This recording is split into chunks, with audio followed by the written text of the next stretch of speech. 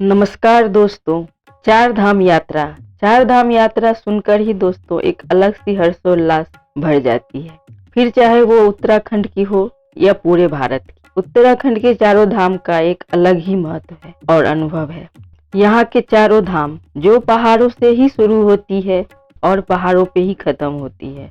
यहाँ के चारों धाम में सिर्फ बद्रीनाथ ही एक ऐसा है जिसे आप बस से भी जा सकते हैं। बाकी तीनों धाम आपको पैदल ही जाना पड़ेगा। आप अपनी सुविधा के लिए घोड़ा या फिर पिट्ठू कर सकते हैं। यहाँ के चारों धाम में केदारनाथ, बद्रीनाथ, गंगोत्री और यमुनोत्री आता है। आइए दोस्तों, आज हम केदारनाथ के बारे में जानें। धार्मिक मान्यताओं के अनुसार केदारनाथ को द्वादश ज्योतिर्लिंगों में से 11वां माना जाता है। साथ ही यह सबसे पवित्र तीर्थ स्थलों में से एक माना जाता है। दोस्तों, केदारनाथ की कहानी बेहद ही दिलचस्प और अनोखी है। कहा जाता है कि यहाँ भगवान शिव द्वारा धारण किए गए भैंसे के रूप के पिछले भाग की पूजा की जाती है। वहीं केदारनाथ मंदिर के इतिहास से जुड़ी अन्य और कहानियां भी प्रचलित हैं। केदारनाथ धाम में हर वर्ष लाखों की संख्या में श्रद्धालु आते हैं। धाम के कपाट हर वर्ष अप्रैल या मई में खोल दिए जाते हैं और भैया दूज पर शीतकाल के लिए बंद कर दिए जाते हैं। शीतकाल में बाबा केदारनाथ 6 महीने के लिए ओंकारेश्वर मंदिर चले जाते हैं। कहा जाता है कि मंदिर का निर्माण कत्यूरी शैली में हुआ है। जन्मेजय, जो परीक्षित के बेटे और पांडवों के पौत्र थे, उन्होंने इस मंदिर की स्थापना की थी। बाद में आदि शंकराचार्य द्वारा इसका जीर्णोद्धार कराया गया। मान्यता है कि महाभारत के बाद पांडव अपने गोत्र बांधवों की हत्या के पाप से मुक्ति के लिए भगवान शिव के शरण में जाना चाहते थे और इसके लिए वह भगवान शिव को खोजने हिमालय की ओर गए। तब भगवान शिव अंतर्ध्यान होकर केदार में जा बसे। पांडव भी उनके पीछे पीछे केदार पर्वत पर पहुंच गए।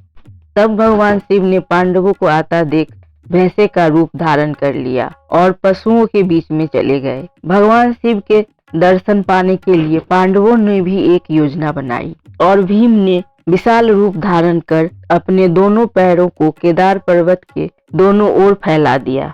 सभी पशु तो भीम के पैर के बीच से गुजर गए। भैंसे के रूप में भगवान शिव भीम के पैर के नीचे से जैसे ही निकले, तभी भीम शिव को पहचान गए और भीम ने दौड़कर उस भैंसे को पकड़ना चाहा।